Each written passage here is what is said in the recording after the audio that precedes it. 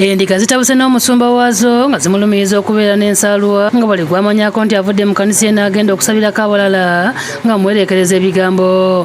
Buli ava ku kyaki ate bamuyita agent, mbu agent wa sitaani, omutume wa sitaani.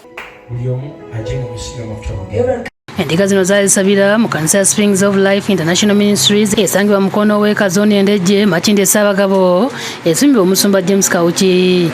Zikulembeddwamu Diana Baliza nga Baliza alumiriza omusumba Kawuki okumutabulira amaka nga yateekawo olutalo wakati we ne Bba Patrick Male okukakana nga amulemesezza okudda amaka ge n'ekigendererwa ekyokufunira Bba Baliza omukazi omulala. Naye mukungu oba mu kanisa ng'omusumba waffe meidi we gwe bagenda okugatta ne bba waabwe. Omukazi ono alumiriza omusumba Kawuki nti yamutegeeza nga Yesu bwe yamulabikira nti ye ne Bba Male tebalina kubeera wamu. Kuba omwami wange asula ku kyaki musumba yamugamba nti bwe tunaabeera nga tukyali ffenna mu nnyumba tusobola n'okwekola ekikyamu era it is better for him okuvaawo n'andekera amaka. Tuli mu bapangisa ne gundi n'ennyumba batugambye tulina ogivaamu nga 10 ogwa February. Omukazi ono era agamba nti mu kiseera kino ali kumukubonaabona so nga bba omusumba gwe yamwawula naye yaleka amutiisa olubuto n'amusuula mu muzigo. Oluvannyuma ennyo olubuto lukonya emyezi 6 omusumba waffe Pastor Kawuki James n'avaayo n'agamba omwami wange nti era omwana omuto omulenzi gwe nnina nti si wuwe era n'olubuto lwe neetise nti si lulwe.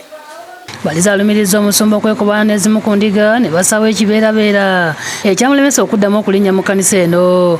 Bwe twamaliriza saaviisi omusumba n'aŋŋamba ndekeraawo kumutuula emabega era sikyali mukyala Male, mukyala w'omwami wange. Waliwo ne Shakira Nalwadda alumiriza mu kubasabira mu kanisa y'omusumba ono okwewola ensimbi mu ofiisi yaabwe nga bakozesa dense z'abantu abalala nga n'okutuusa kati tebasasulanga. Omusumba wa Swaye Galanta nga tuwa abantu ssente endiga zaabwe batugamba bagenda kukolamu bizinesi. Obudde buno tubabanja ssente ezitali miliyoni 2 ssente nyingi.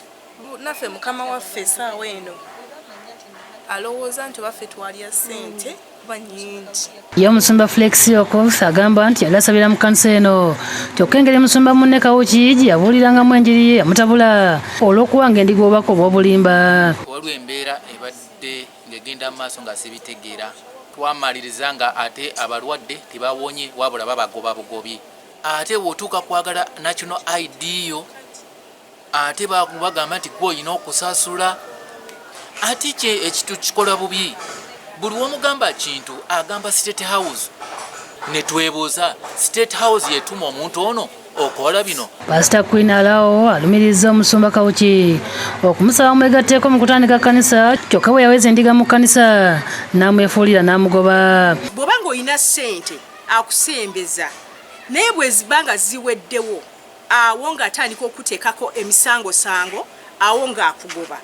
Tom Kabisuwa ssentebe w'erosa ey'okubiri akasizza nga bamanyi ku nsonga z'omusumba Kawuki ne Baliza omukube yali asumba. Kawuki namukubira ne mugamba mukyala complaining agamba nti mu bbaawe omulemeza ku kyaki yayagala akomewo awaka n'omusajja ne mukubira ne mugamba lwaki tokomawo waka naŋŋamba nti omukyala mukambwe nnyo. Kawuki naye bwe yaŋŋamba nti omukyala mukambwe nnyo amutya waka ayinza omusala. Omusumba Kawuki ku lukomo lwa ssimu ebimwogeddwako abiise ku mulima mpindi ku mabega.